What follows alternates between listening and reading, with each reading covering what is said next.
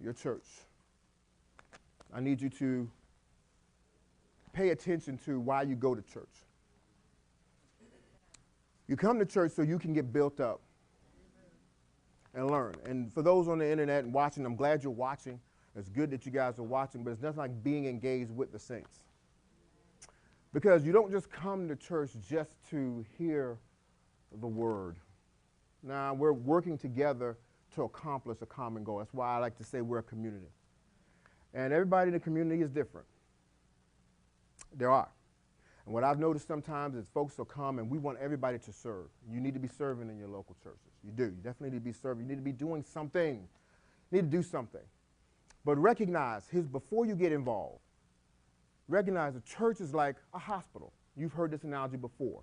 We come because there are people who need to get healed out of certain things. But the church is the place where the patients are serving. Do you hear me? The patients are serving. So sometimes you might run across somebody that's serving with you that is still recovering from some things. Doesn't mean you should run off.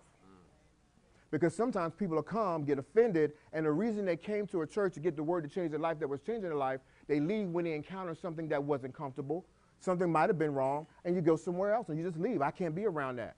It's called development, like I said earlier. You can't develop by yourself.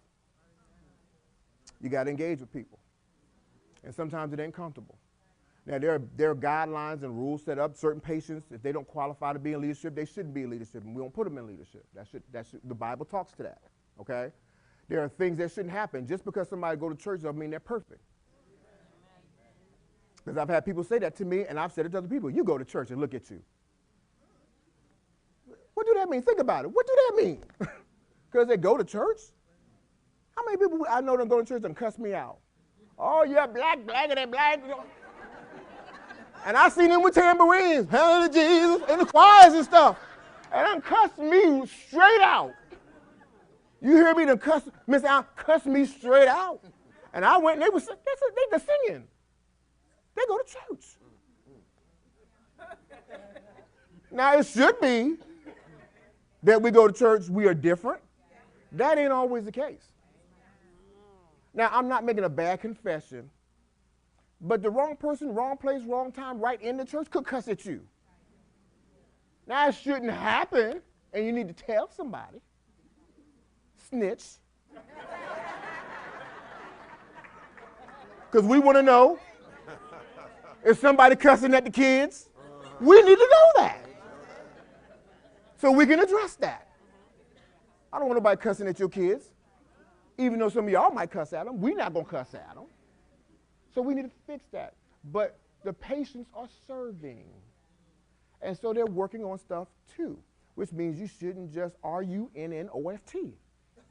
Run off. Y'all seen, oh, brother, where art thou? RUNNOFT. That's what the little boy said. We got to RUNNOFT. No, don't run off. Hang around and let God develop you.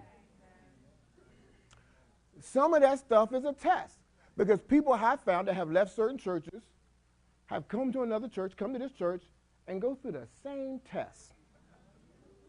It might not be a devil. It could be God maturing you.